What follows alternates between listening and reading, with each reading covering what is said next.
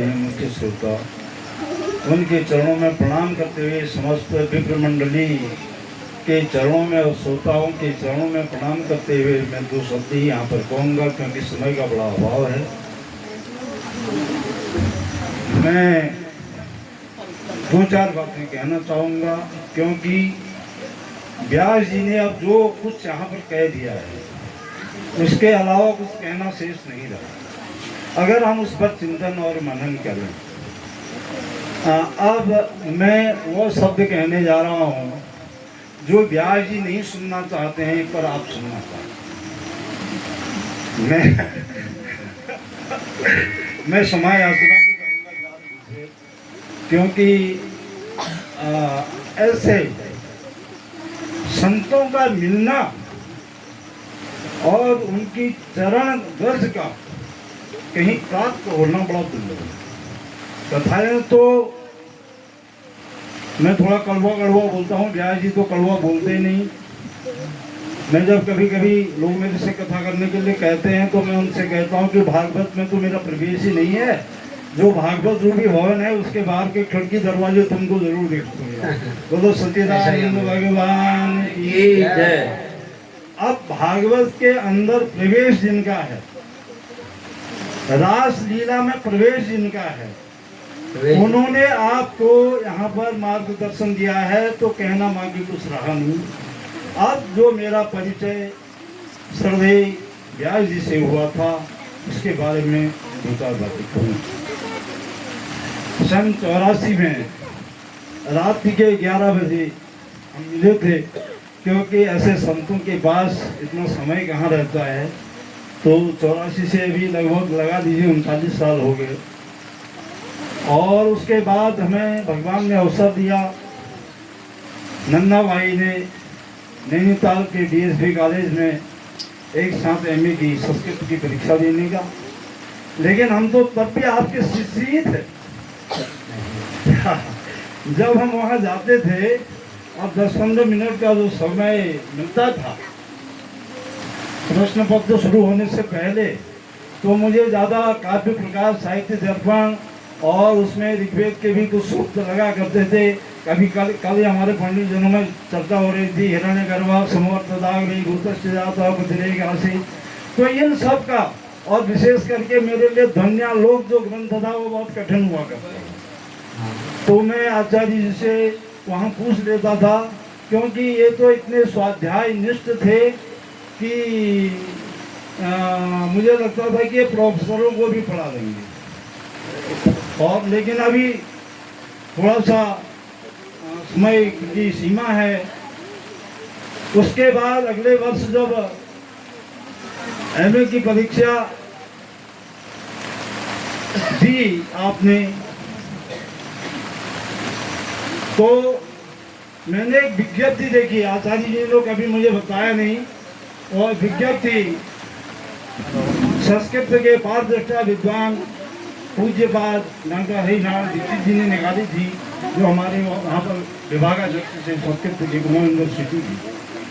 तो आपको मौखिक परीक्षा में, संस्कृत की मौखिक परीक्षा में 100 में से 100 नंबर दिए गए थे, और उनके द्वारा लिखा गया था कि ऐसे मेरे अध्यापन काल में ऐसे विद्यार्थी को कभी मैंने पाया नहीं।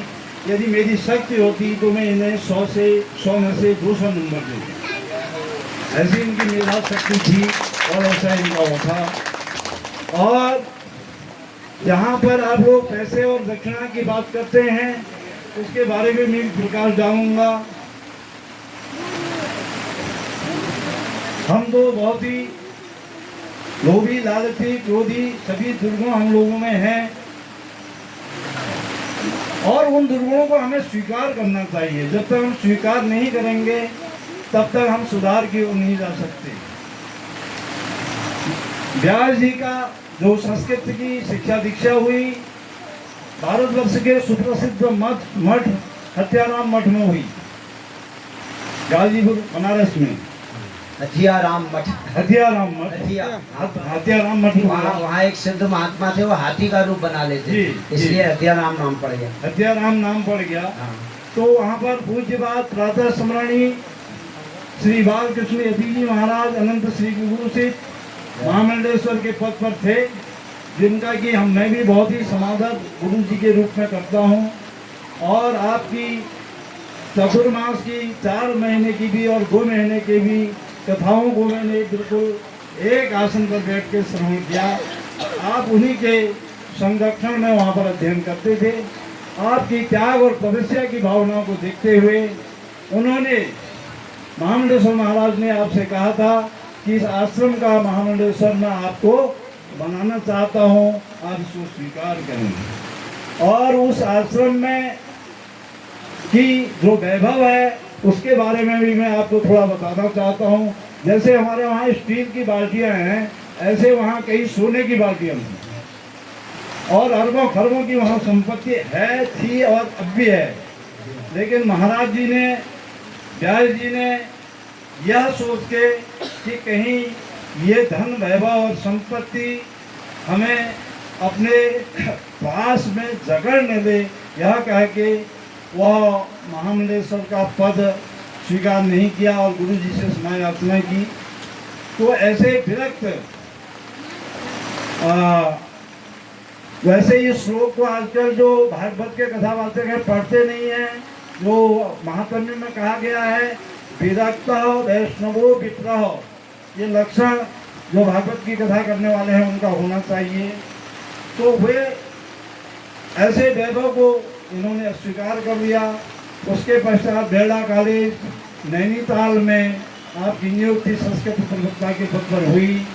जब आप वहाँ पहले दिन ही जिसको कहते हैं ज्वाइन करने, अंग्रेजी में बोलूँगा, हिंदी में एकदम शब्द कभी नहीं भी आते हैं, गए तो आपके स्वरूप को देख करके, त्रिपुंड और धोती को देख के उन्होंने कहा कि आपको तो पैंट पहननी पड़ेगी, तो इन्होंने ज्वाइन ही नहीं किया। ऐसे संस्कृत, अपने संस्कृति के लिए समर्पित, धन के लिए समर्पित नहीं। उसके बाद एक दूसरे कॉलेज में भी आपकी नियुक्ति हुई और लेकिन वहाँ भी उचित व्यवस्था नहीं होने से सनातन संस्कृति के अनुसार इन्होंने उस पद से भी त्यागपत्र दे दिया। ऐसे अनेक पदों को आपने धर्म और सनातन की रक्षा के लिए स्वीकार नहीं किया और अनेक संस्कृत विद्यालयों में निःशुल्क आपने सेवा की है और सबसे अधिक सेवा आपने बिनसर महादेव के विद्यालय में की है, बिनसर महादेव में की है। और यहाँ भी जो उपस्थित आचार्यगण हैं इनमें से भी अधिकांश लोगों ने को इन्होंने पढ़ाया होगा, ऐसा मुझे विश्वास है। और ऐसे विरक्त संत का अभी आपने न तो संन्यास लिया है न आप संन्यास लेना चाहते हैं, क्योंकि सन्यासियों में भी मैंने देखा 80% तक 70% तक गद्दी के लिए लड़ाई होती है और गद्दी के लिए शंकराचार्यों का मुकदमा हो जाता है। हमारे पूज्य शंकराचार्यों में भी देखने में आया है। तो आपने उस माया और मोह और झंझट से दूर रहने के लिए, केवल भगवान की भक्ति करने के लिए, ये केवल ब्रह्मचर्य आश्रम में एक संत के रूप में आप रहते हैं। और जहाँ भी इस प्रकार के भागवत के आयोजन होते हैं, कोई भागवत भक्त बुलाते हैं तो वहाँ पर आप जाते हैं। ये आपका थोड़ा सा मैंने जीवन परिचय यहाँ पर दिया। वैसे बहुत कुछ कहने को था लेकिन समय का अभाव है। आपने प्रथम दिन मेरे से कहा था, हमसे कहा था, श्रोताओं से कहा था, ये ब्रह्म सूत्र का वाक्य है, अगर हम मनन कर लें, आप ऐसे विरक्त महात्माओं के मुख से निकला हुआ प्रत्येक वाक्य ही ब्रह्म सूत्र है। इन्होंने कहा था हमको पहले विचार करना चाहिए कि हम किन की संतानें थे और हमारे पूर्वज कौन थे। जिस दिन हमारे समझ में ये आ जाएगी बात कि हम ऋषियों की संतान हैं, हम त्यागियों की संतान हैं, तपस्वियों की संतान हैं। अभी एक बालक मेरे को मिला था यहाँ पर बैठा हुआ, मैंने उससे पूछा तेरा जनेऊ हो गया, गायत्री जब कितना करता है? मैं तो कह देता हूँ, जैसे अम्मा से मैंने कहा राम नाम सिम नहीं जपोगे मैं तुम्हारा गला दबा दूंगा। मैं खुद कड़वी बात कहता हूँ ना, क्योंकि हमारे अंदर जैसा है क्रोध भक्का भाव वो व्यक्त हो जाता है। तो मेरे से हाथ भी जोड़ रही है, ऐसा पाप मत चढ़ाओ। तो मैं ऐसा कह देता हूँ। मैंने उससे कहा, उस बालक से कितनी बार जपते हो गायत्री मंत्र? तो बोला 8 बार। तो मैंने कहा तुम्हारे पिताजी, तुम्हारे दादाजी तो 3,000 गायत्री प्रतिदिन जपते थे और मेरे से भी उनने यही कहा था कि 1000 तो जप ही देना। तो तो ये 8 से क्या होगा, 108 को जपो। तो ऐसा मैं कहते रहता हूँ। तो हमारे भाव में ये आना चाहिए कि हम ऋषियों की संतान हैं। जिस दिन हमारे भाव में ये आ जाएगा ऋषियों की संतान हम हैं, तो हमारा सब कुछ सुधर जाएगा। ये व्यास जी ने पहले दिन कहा था। ये नहीं कि एक कान अगर आप कहो तो मैं शुरू दिन से आज तक की पूरी कथा आपको सुना सकता हूँ, लेकिन समय का अभाव है। और अंत में आज व्यास जी ने जो कहा वह ये कहा कि साधना के चरमोत्कर्ष पर पहुंचने पर भी साधक को सावधान रहना चाहिए। गोपियों के भाव में पहुंचने पर भी कहीं हमारी साधना डिग न जाए। ये अभी व्यास जी ने अभी भी कुछ देर पहले गोपी गीत रहस्य के विषय में बताया था। तो सर्वप्रथम मैं समस्त जोशी परिवार की ओर से परम श्रद्धेय पूज्यपाद व्यास जी का आभार व्यक्त करता हूँ कि उन्होंने हमारे गांव में आकर के हमको पवित्र किया। समस्त विप्र मंडली का मैं आभार व्यक्त करता हूँ कि आप आशीर्वाद हमें देते रहें। समस्त श्रोताओं का आभार व्यक्त करता हूँ कि आपने यहाँ पर आकर बड़े ध्यान से व्यास जी के कहे हुए बातों को श्रवण किया। मैं परम श्रद्धेय अपने चाचा जी का जो मुख्य आयोजक हैं इनका आभार व्यक्त करता हूँ कि आपने यहाँ पर इस प्रकार का भागवतिक आयोजन किया। और मैं सबसे अधिक आभार व्यक्त करता हूँ अपने उन भाइयों का जो कि महाप्रसाद की तैयारी में बिल्कुल युद्ध स्तर पर, ऐसे जैसे मिलिट्री शासन चल रहा हो ऐसे युद्ध स्तर पर प्रतिदिन यहाँ पर सेवा की।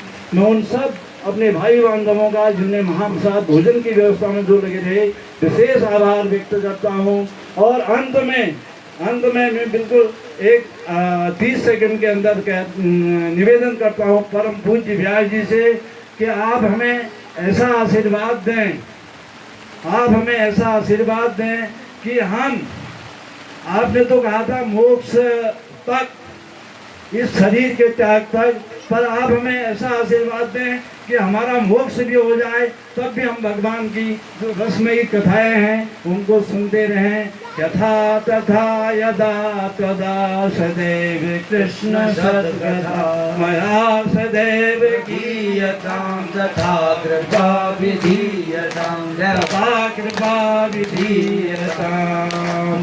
अब एक 30 सेकंड और ले रहा हूँ। इस कृपा का क्या प्रभाव है, इस कथा का क्या प्रभाव है। लोग मेरे पास आते हैं, मैं ज्योतिष का विद्यार्थी हूँ। आपने तो आचार्य और सब ये कहा, ये तो उन लोगों को डराने के लिए डिग्रियाँ लिखी है जो लोग कुतर्क करते हैं, लेकिन जो भगवत भक्त हैं उनके लिए हम विद्यार्थी से भी छोटे विद्यार्थी हैं। जब मेरे पास कोई जन्मकुंडली दिखाने आता ना, यहाँ भी नहीं छोड़ रहे लोग भागवत में, यहाँ भी आ जाते हो तो व्यास जी बहुत अच्छे भिलकते हैं, उनके पास कोई नहीं जाता। जब हम कथा करने में कहीं जाता हूँ गाँव में तो कुंडली दिखाने वाले ज़्यादा आते हैं और कथा सुनने वाले कम। और तो मैं उनसे कहता हूँ, मैं सबसे कहता हूँ, मैं आपसे कहता हूँ, आप मेरे हैं, सब अपने हैं, आत्मरूप हैं। ये जो कथा है इसका बड़ा प्रभाव है। अल्लाह हमारे धरती पर चर्चा है कि जो भाग में लेके आओगे कोई नहीं मिट सको। लेकिन बाबा तुलसीदास जी क्या कह रहे हैं, कथा का क्या प्रभाव है, भगवान नाम का क्या प्रभाव है। मंत्र महामणि विषय प्याल के, मंत्र महामणि विषय प्याल के, मेटत कठिन कुअंग बाल के, मेटत कठिन कुअंग बाल के। ये कथा को आप सुनते रहिए तो आपके जो ललाट में ब्रह्मा जी ने लिखा है ना, वह भी भगवान की कृपा से सुधर गया। व्यास जी के आशीर्वाद से सब सुधर जाएगा। एक बार पुनः आप अपने आशीर्वचनों से हमें कृतार्थ कीजिए और भगवत भक्ति की इस रसमयी धारा यहाँ हमारे गांव में बहते रहे। भागवत जी की कथाएं हों, आप जैसे विरक्त संत यहाँ आते रहें। इन्हीं वचनों के साथ, इन्हीं बातों के साथ मैं अपनी वाणी को आप सबको प्रणाम करते हुए विराम देता हूँ। बोले सच्चिदानंद भगवान की जय। जय जय श्री राधे श्याम।